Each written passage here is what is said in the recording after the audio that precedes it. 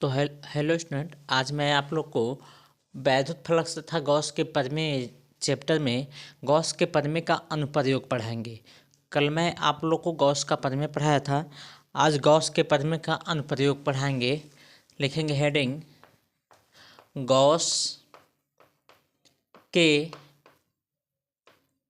प्रमेय का अनुप्रयोग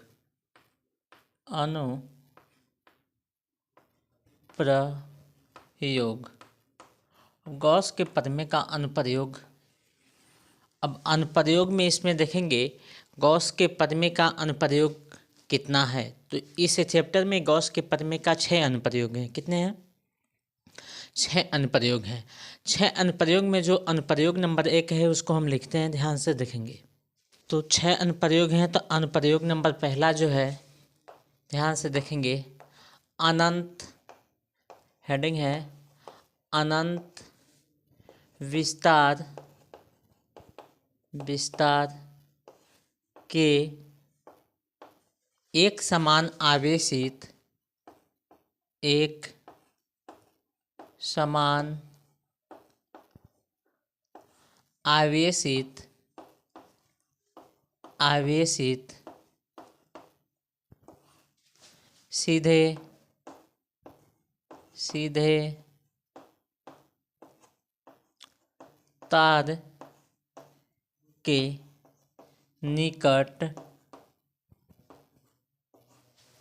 सीधे तार के निकट वैद्युत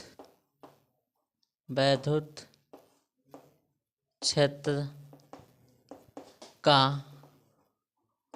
तीव्रता। ध्यान से देखेंगे, ये अनुप्रयोग बहुत ही बार पूछा जाता है। ठीक है, ये 2024 में पूछा गया था, 2025 में इसके बाद वाला अनुप्रयोग पूछा गया है। अब 2026 में देखते हैं कि कौन सा पूछा गया है। तो आइए इसको हम समझाते हैं। अनंत विस्तार के एक समान आवेशित सीधे तार के निकट वैद्युत क्षेत्र का तीव्रता। एक कोई तार है जिसकी लंबाई कितना मान लेते हैं, यह तार है। इस तार को हम मोटा तार दिखाए हैं, यह इतना मोटा तार है। इसका लंबाई हम मान लेते हैं कहाँ तक है, या इन्फिनिटिव तक। इसकी लंबाई कहाँ है, ऊपर मानिए या नीचे, कहाँ तक है, अनंत तक है। अब यह तार अनंत तक है और इस पर एक समान रूप से, ठीक है, एक समान आवेशित, यानी इस पर एक समान रूप से कौन सा आवेश है, धन आवेश फैला हुआ है। कौन सा आवेश है, धन आवेश। जब इस पे धन आवेश है तो इसके चारों ओर एक गॉसियन पृष्ठ उत्पन्न होगा, यानी गॉसियन पृष्ठ का कल्पना ही कर लेंगे। इसके चारों ओर मान लेते हैं एक बेलनाकार, ध्यान से देखेंगे, एक बेलनाकार गॉसियन पृष्ठ है। ध्यान से देखेंगे, एक बेलनाकार क्या है, गॉसियन पृष्ठ है।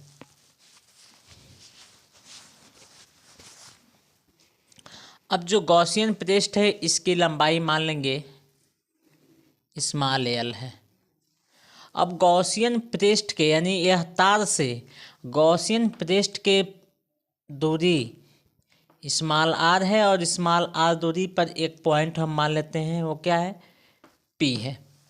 ठीक है ना। अब यह जो पी पॉइंट माने तो जानते हैं इस पी का कुछ ना कुछ क्षेत्र होगा। गॉसियन पृष्ठ का क्षेत्रफल ए मान लीजिए।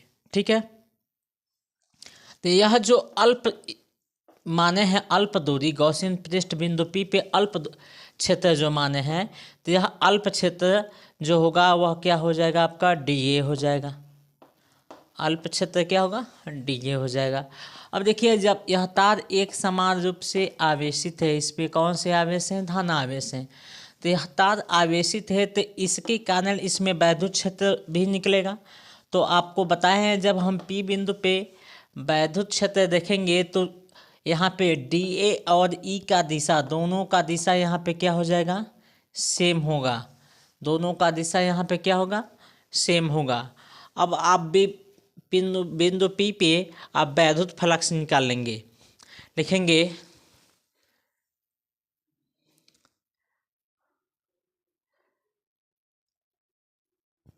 इसकी थियरी हम आपको नहीं लिखवाते हैं, थियरी लिखवाना होगा तो इसको लिखना चाहेंगे। एक अनंत लंबाई का तार है जो एक समान रूप से क्या है, आवेशित है, ठीक है ना।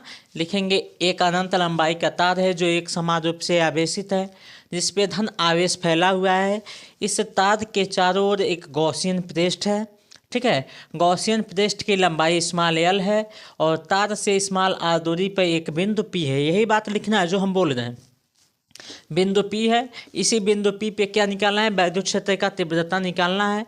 और बिंदु पी का जो क्षेत्रफल है वो डी ए है और इस तार पर आवेश होने के कारण जो वैद्युत क्षेत्र है वह ई है और डी ए और ई दोनों का दिशा क्या है, समान है। अतः बिंदु पी पर वैद्युत फ्लक्स, यहाँ से हम लिखेंगे अतः, लिखेंगे बिंदु पी पर हम केवल आपका डेरिवेशन निकालेंगे, वैद्युत फ्लक्स। अब वैद्युत फ्लक्स का फार्मूला आपको पढ़ाए हैं। वैद्युत फ्लक्स का फार्मूला क्या होता है, डी फाई ई, क्योंकि अल्प है, इक्वल टू, देखिए ई डॉट डी ए। इसको तोड़ेंगे तो यह हो जाएगा E D A cos theta. वैद्युत फ्लक्स में पढ़ाए हैं, दोनों का दिशा समान है तो थीटा बराबर क्या हो जाएगा, 0 होगा और कॉस 0 की वैल्यू जो होती है वह 1 होती है। यह बात आपको याद होना चाहिए। तो यह हो जाएगा ई डी ए या डी फाई ई हो गया, ठीक है।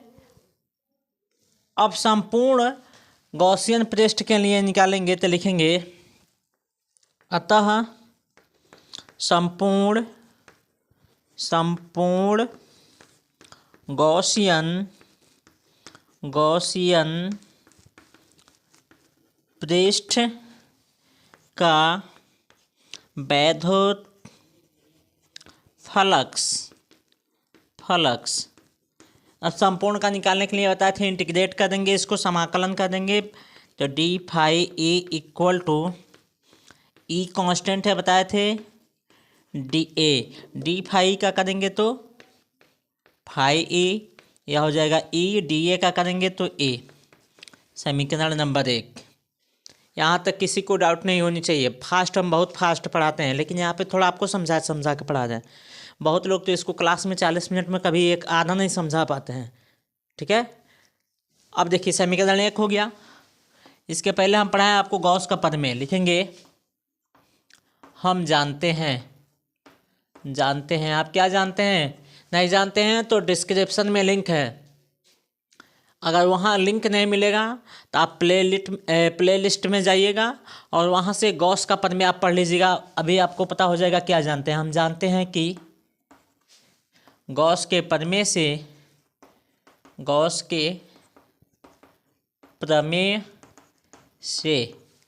Phi E equal to q बटा एप्सिलॉन नॉट। समीकरण 2, समीकरण 1 में फाई ई, समीकरण 2 में फाई। जब फाई इक्वल है तो ई ए इक्वल टू हो जाएगा क्यू बटा एप्सिलॉन नॉट। तो लिखेंगे समीकरण 1 व 2 का क्या करेंगे, तुलना करने पर। अब तुलना करिए तो देखिए फाई इक्वल टू ई ए है तो हम लिखेंगे ई ए इक्वल टू, दोनों फाई बराबर है तो ई ए इक्वल होगा इसके, जैसे देखिए या फाई दोनों, तो फाई हमेशा बराबर होंगे तो ई ए और क्यू बटा एप्सिलॉन नॉट ए भी बराबर होगा। तो ई ए इक्वल टू तुलना करेंगे क्यू बटा एप्सिलॉन नॉट। तीव्रता निकालनी है तो ई इक्वल टू क्या हो जाएगा बताएंगे, कोई बताए, Q upon A epsilon not, ठीक है। अब यहाँ से जो इम्पोर्टेंट टॉपिक है वो बताते हैं आपको। यह समीकरण नंबर 3 बना लेंगे। लिखेंगे गॉसियन पृष्ठ का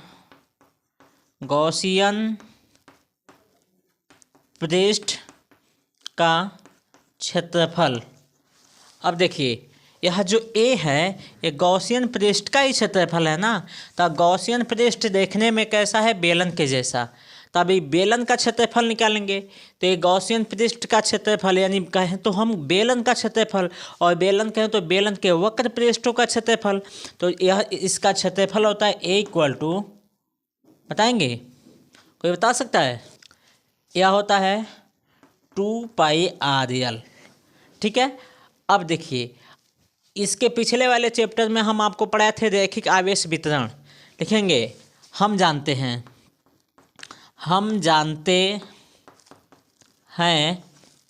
रैखिक, इसलिए पढ़ा दिया गया था उसमें, रैखिक आवेश वितरण चैप्टर नंबर 1 में पढ़ाए हैं।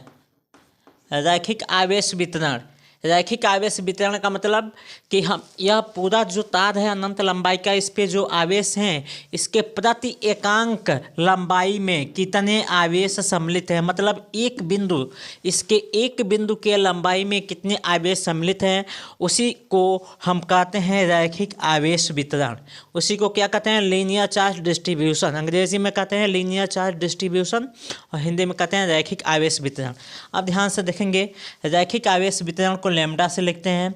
लैम्डा इक्वल टू, इस पे प्रति एकांक में मान लेते हैं जो आवेश है वह क्यू है, और इसके प्रति एकांक की लंबाई मान लेते हैं एल। ठीक है। तो क्यू बराबर क्या हो जाएगा? क्यू बराबर लैम्डा एल। अब देखिए, यह क्षेत्रफल की वैल्यू और क्यू की वैल्यू, ठीक है, ए और क्यू की वैल्यू समीकरण 3 में रखने पर लिखेंगे ए तथा, या मेन हेडिंग है जी, इस हेडिंग को अंडरलाइन कर देते हैं, थोड़ा ध्यान में रहे, तो गड़बड़ करके लिख लोगे तुम लोग। ए तथा क्यू का मान समीकरण किसमें जी? 3 में रखने पर, अब ध्यान से देखना 3 क्या है? ई इक्वल टू, क्यू का मान क्या है? लैम्डा एल बटा ए का वैल्यू कितना है जी? 2πr_l,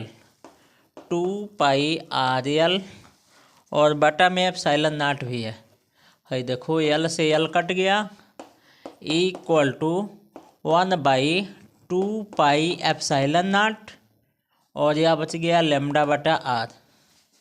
देखिए, कुछ किताबों में इतना दिया है, ठीक है ना, कुछ किताबों में कितना दिया है? उतना दिया है। कुछ किताबों में मॉडिफाई का दिया है, इसमें 2 से ऊपर गुणा 2 से नीचे, तो इक्वल टू हो गया है 1/2 जा 4π एप्सिलॉन नॉट, 2 का गुणा लैम्डा में करा दो, 2 लैम्डा बाई, बात वही है, थोड़ा सा घुमा दिया है, मात्रक हो जाएगा न्यूटन प्रति कूलम। इसका स्क्रीनशॉट करिए तो जल्दी से हम अगला अनुप्रयोग पढ़ाएं।